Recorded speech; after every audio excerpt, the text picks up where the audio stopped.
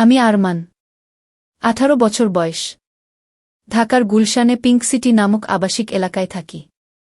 আমার জীবনে একজন মাত্র মানুষ, তিনি আমার মা। আমার বাবা নেই। আমি যখন 5 বছর তখন বাবা মারা গেছে। আমার কথা ভেবে মা কখনো বিয়ে করেনি।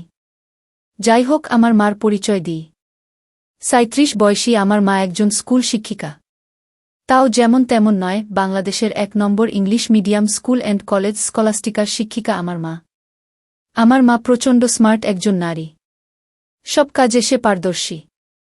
আমিও ওই কলেজেই পড়ি। মা একই সাথে বাসার এবং কলেজের সকল দায়িত্ব সামলাচ্ছে সফলতার সাথে। পৃথিবীতে আমার কাছে আমার মার চেয়ে সুগঠিত সৌন্দর্যময় নারী আর একটাও নেই। আমি কখনো মাকে বাজে নজরে দেখিনি। কিন্তু মার যতটাই প্রকাশক সৌন্দর্য, তাতেই বলছি মার চেয়ে বেশি মার কেউ পাবে না। এই বছরেও মার কাছে সব মিলিয়ে 36টি প্রপোজাল এসেছে বিয়ের। কিন্তু মা সবাইকে একই কথা বলে, আমার ভালোবাসা আমাদের মা ছেলের বাইরে কেউ ভাগ পাবে না। আমি মার ভালোবাসায় পাগল। আমরা কেউ কাউকে ছাড়া বাঁচতেই পারি না। এমন কোনো বিষয় নেই যা আমি মাকে বলি না। আমি ছোট থেকেই খুব শার্প।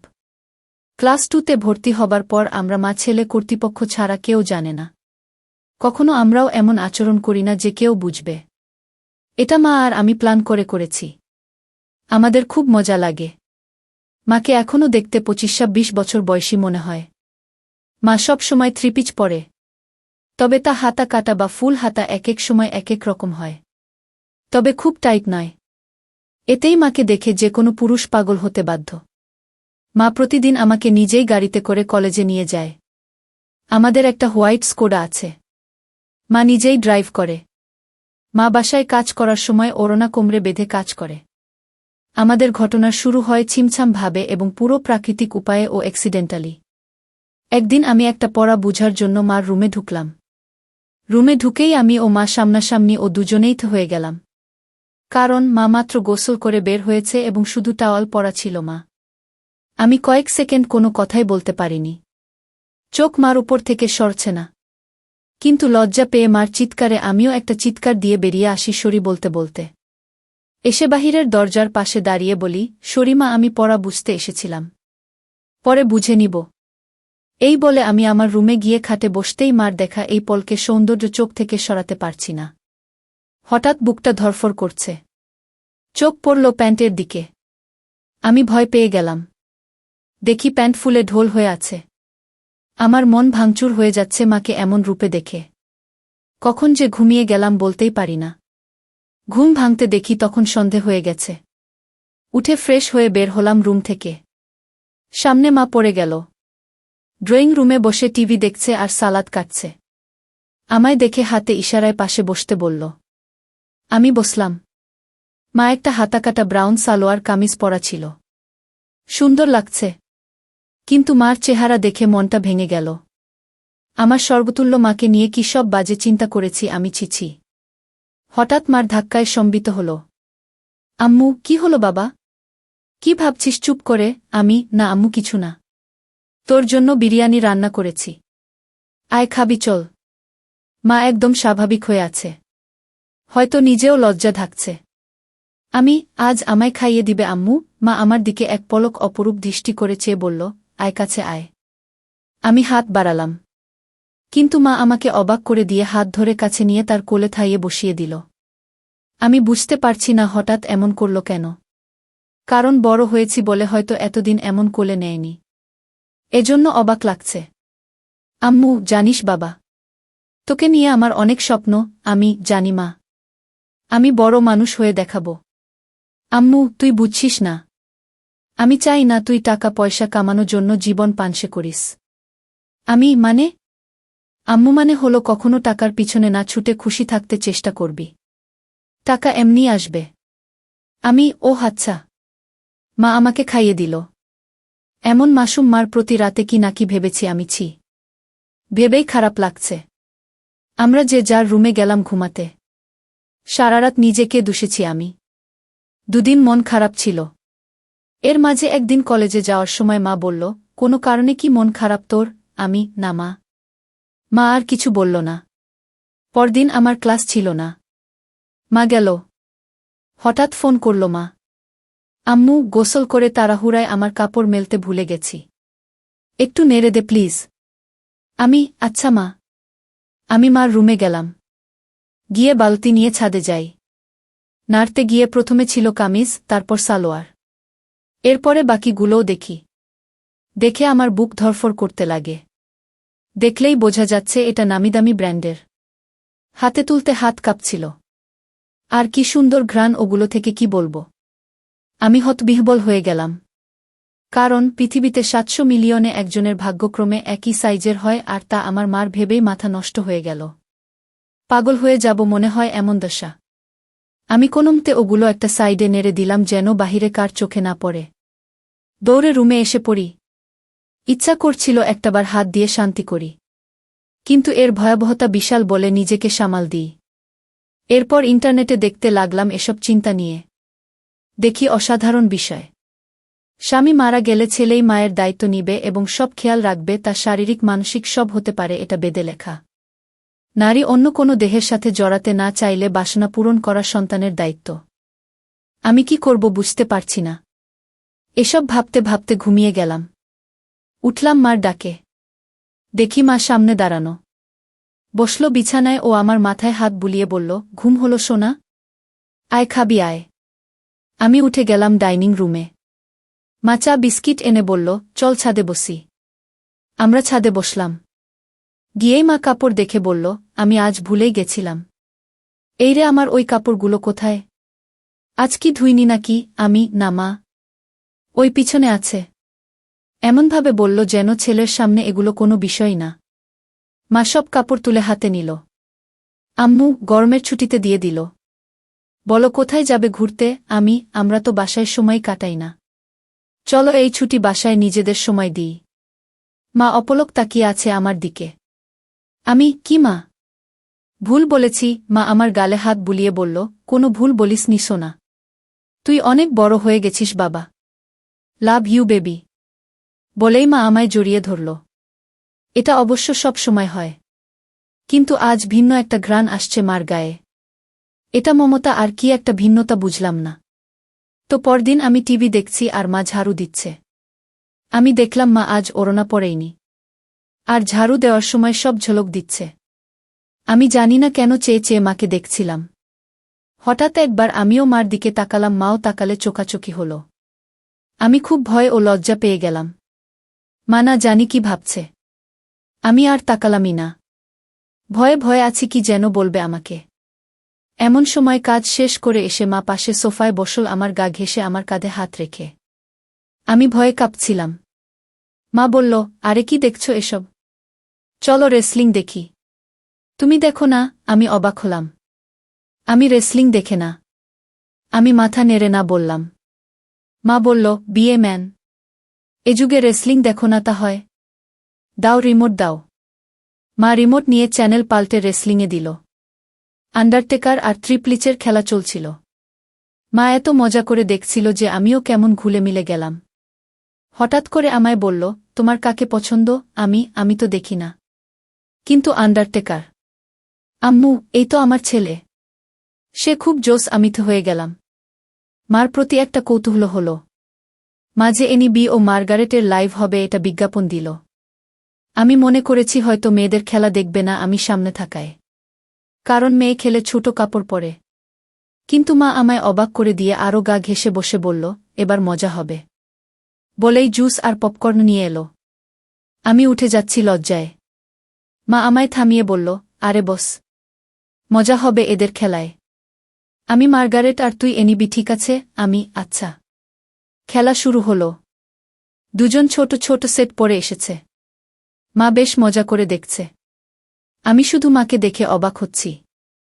মাঝে এর দিলে মা তখন আমার দিকে ফিরে আচমকা বলল, তুমি আমাকে বন্ধু মনে করো? আমি হঠাৎ একথা শুনে অবাকই হলাম। আম্মু, অবাক হবার কিছু হয়নি। উত্তর দাও সোনা। আমার আর কে আছে তুমি ছাড়া? তুমিই তো আমার সব কিছু। আম্মু, তাহলে একসাথে মায়ের সাথে ফ্রি হতে সমস্যা হচ্ছে কেন গাধা?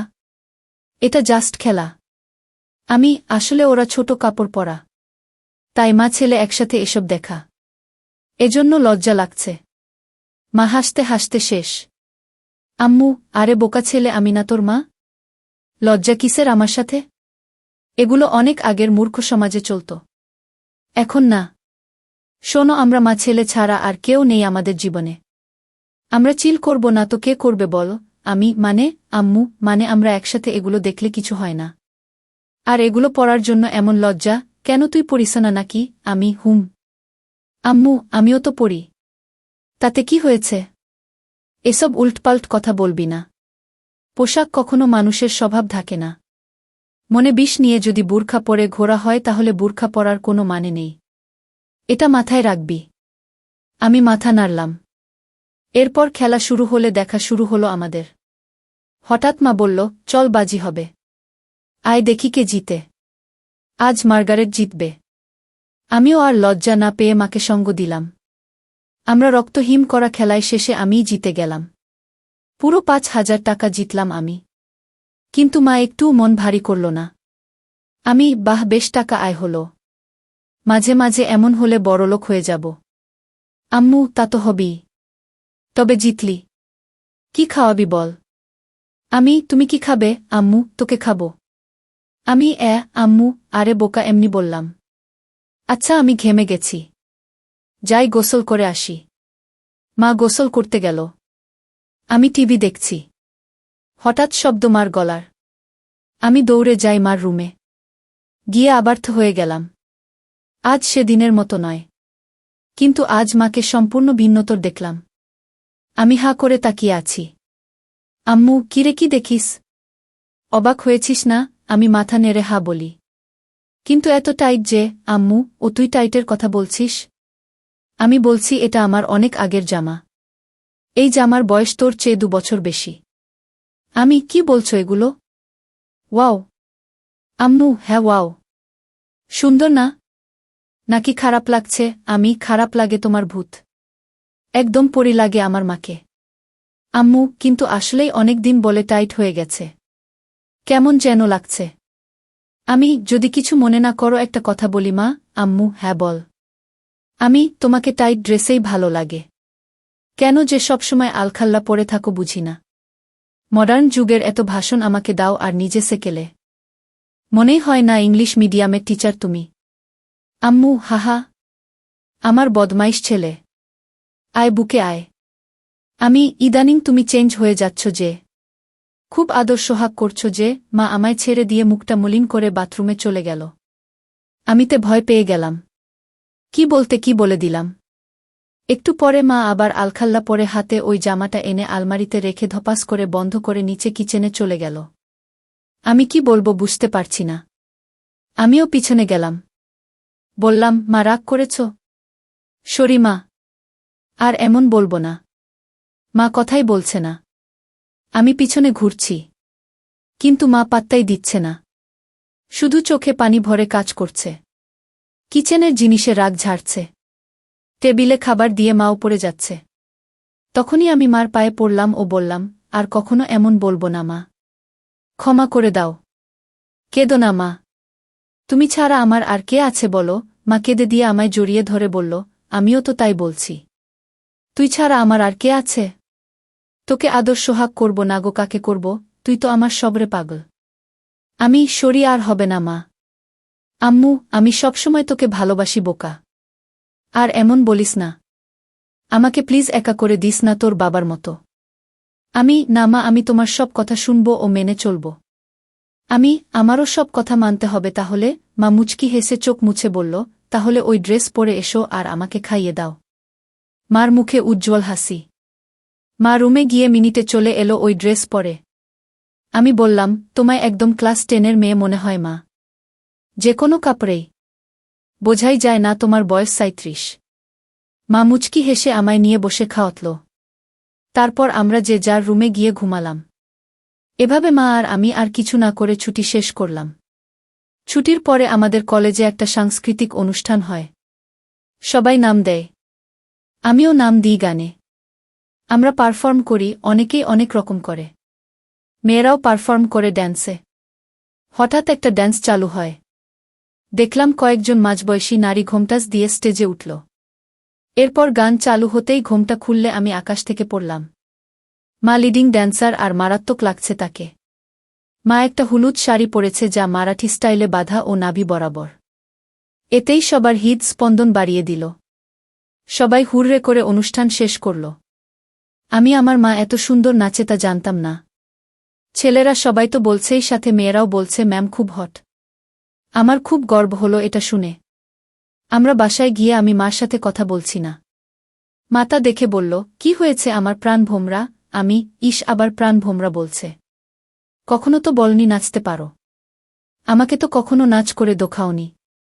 মা আমার কাছে সোফায় বসে গা ঘেঁষে বলল, এই যে মশাই, আপনাকে সারপ্রাইজ দিতেই বলিনি আগে। এখন আপনিও তো অবাক হলেন তাই না? আপনার জন্য এত কিছু করলাম আর আপনি যদি মন খারাপ করে থাকেনও তাহলে হয়? সরি। আমি, আচ্ছা ঠিক আছে। তুমি এত সুন্দর নাচতে পারো আমি জানতামই না। আর কি ড্রেস পরেছ তুমি ওখানে, আমি অবাক। কখনো তো এমন খোলামেলা পোশাকে দেখিনি। আম্মু, খোলামেলা কই? এত মারাঠি স্টাইল। আর খোলামেলা কি বলছো? আমাকে কি খুব খারাপ লাগছিল? আমি, নাউজুবিল্লাহ। তোমাকে আর খারাপ লাগবে তা অসম্ভব। পৃথিবীর সবচেয়ে সুন্দর নারী আমার মা, আর তাকে খারাপ লাগবে? তোমায় মারাত্মক লেগেছে মা। মা আমার গাল ধরে বলল, হুম, থ্যাংক ইউ। আম্মু, মা একটা কথা বলি? আম্মু, হ্যাঁ বল। আমাকেও একদিন নেচে দেখাবে প্লিজ? আম্মু, তুই আমার নাচ দেখবি?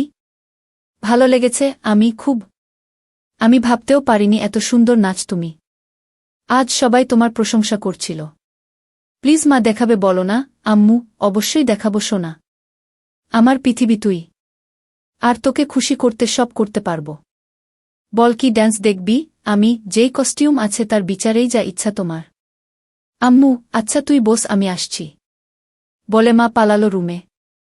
একটু পরে এসে আমায় পুরো চমকে দিল। মা একটা শাড়ি পরেছে যা ট্রান্সপারেন্ট মেরুন রঙের, ফলে সব উদীয়মান। দেখে আমি সোফা থেকে দাঁড়িয়ে যাই। মা আমায় এমন উঠতে দেখে বলল, এখন আমি তোর টিচার নই বোকা। দাঁড়াচ্ছিস কেন? আমি যেন কেন বলে দিলাম, তোমায় আজকে সত্যি অসাধারণ হট লাগছে মা। বলার পর খেয়াল হলো আমি কি বললাম। জিভ কেটে বললাম, ওফ সরি মা, আমার ভুল হয়ে গেছে, আর বলবো না এমন পচা কথা। মা আর চোখে একটা চাহানি দিয়ে বলল, আমি কি হই তোর বলতো? আমি, আমার মা। আম্মু, তাহলে এমন কেন করছিস? মা নাকি তার সন্তানের কাছে সবচেয়ে সুন্দর হয়। তুইও তো বললি। তো প্রশংসা করতে এত দ্বিধা কিসের? আমি, ওইয়ে ভাষাটা বিব্রত তাই। আম্মু, চুপ করত। কোনো বিব্রত নয়। এদেশীয় ভীত সংস্কৃতি তোর ভিতরে কিভাবে এলো বুঝলাম না। হট কোনো বাজে শব্দ নয়। যাকে যা লাগে তাই বলা উচিত, বুঝেছিস? চাইলে আরও গভীর কিছু বলতে পারিস। আমি ভ্যাবলা হয়ে বললাম, হ্যাঁ, কিন্তু মাকে এসব চজাতীয় কথা বলা কি ঠিক?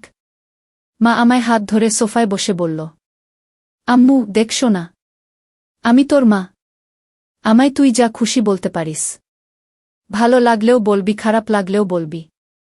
তাতে কোনো সমস্যা নেই। এখন তুই যদি আসলে আমায় মা বলে আপন নাই বা ভাবিস, তাহলে আর আমার কি করার? স্বামীকে হারিয়ে একমাত্র সন্তানের সঙ্গ কপালে না জুটলে তো আর কিছু করার নেই।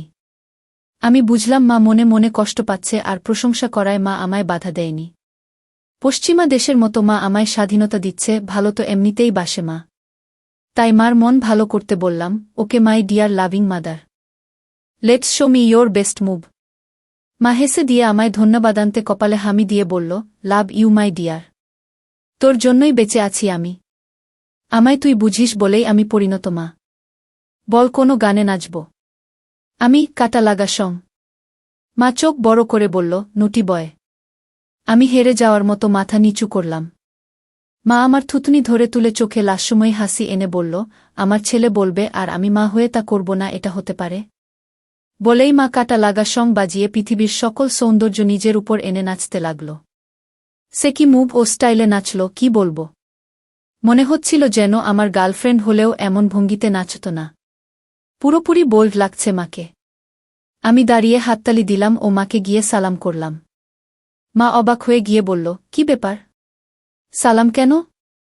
আমি, কারণ তুমি আমায় এত ভালোবাস, আমায় এত বিশ্বাস করো তাই। এমন সাজে আমি কখনো ভাবিনি তোমায় দেখব। তাও আবার আমার অন্যায় আবদার রেখে এই বোল্ড সং ড্যান্স করলে। তোমার কি খারাপ লেগেছে মা? মা বলল, এজন্যই তোকে এত বেশি ভালোবাসি রে পাগল। তুই খুব মাসুম আর হনেস্ট আর খুবই কিউট। শোন তাহলে, তুই আমার একমাত্র সন্তান আর একমাত্র সঙ্গী, যাকে নিয়েই আমার জীবন মরণ সব। তোর কাছে খারাপ লাগার কিছু নেই। আমি তোকে ভালোবাসি রে পাগল। আর এমন কেমন বলিস? এটা একদম স্বাভাবিক। আমি চুপ করে রইলাম। মা কয়েক সেকেন্ড আমার দিক তাকিয়ে থেকে বলল, আচ্ছা এখন গোসল করে আসি। মা চলে গেল। আমি আর পিছন দেখার কেমন মনোবল পাচ্ছি না।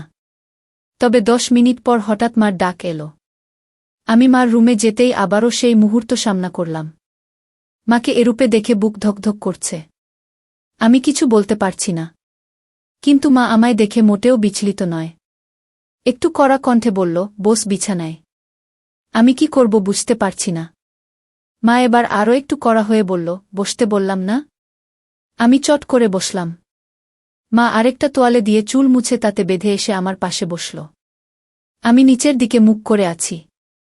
আম্মু, আমার দিক তাকা। আমি তাকালে মা বলল, আমি তোর কি? আমি মা? আম্মু, আমি খেয়াল করছি সেই দিন এমন তোয়ালে পরা দেখার পর থেকে তুই পাল্টে গেছিস। কেন এমন কেন করছিস? আমি সরি মা। আমি আসলে সেদিন একটা পড়া বুঝতে এসেছিলাম।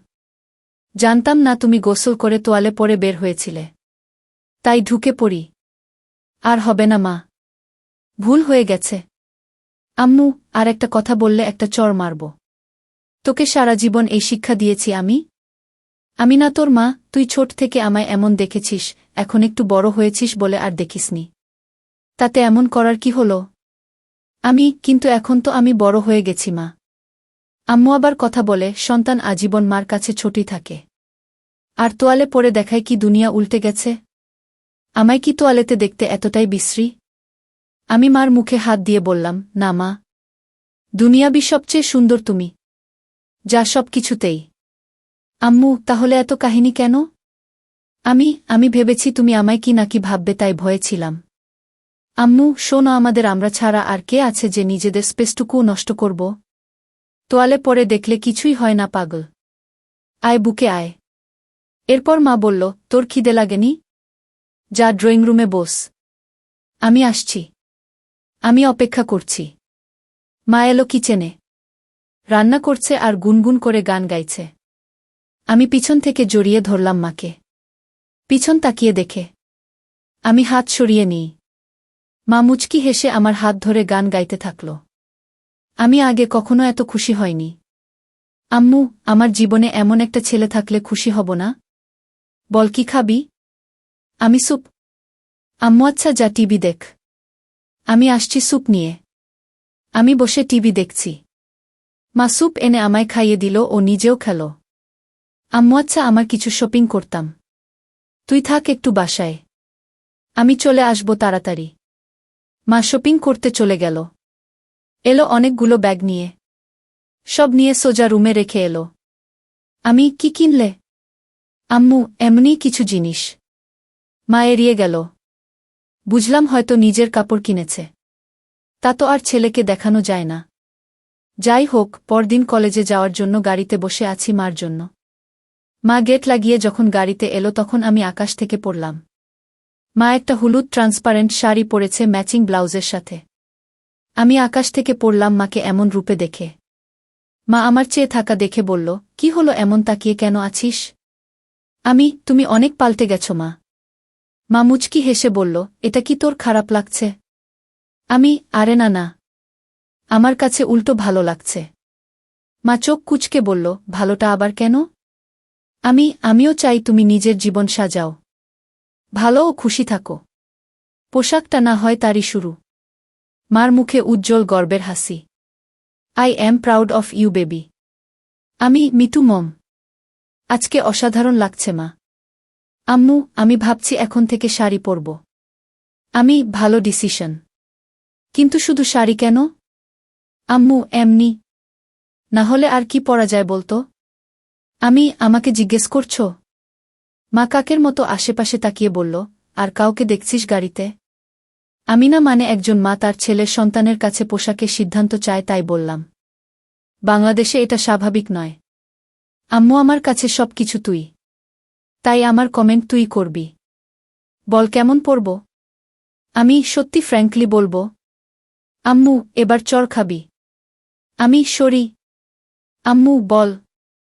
আমি a bit of western you know. মা আমার দিকে তাকিয়ে রইল কয়েক সেকেন্ড। মার এই রহস্যঘন তাকানো বুঝি না। আম্মু, ওয়েস্টার্ন? হুম। বলেই মা গাড়ি চালাতে লাগল। কিছুদূর যাবার পর একটা ঝোপের কাছে গাড়ি দাঁড় করাল। আমি বুঝতে পারছিলাম মা কেন গাড়ি দাঁড় করিয়েছে। মা গরম গরম নিঃশ্বাস ফেলছিল। আর হাতটা আমার নিচের দিকে বাড়িয়ে দিতে লাগল। আমি বুঝতে পারছিলাম মা আর নিজেকে আটকে রাখতে পারছে না। নিজের ছেলের সাথে সেই নিষিদ্ধ কাজটা করতে চাচ্ছিল।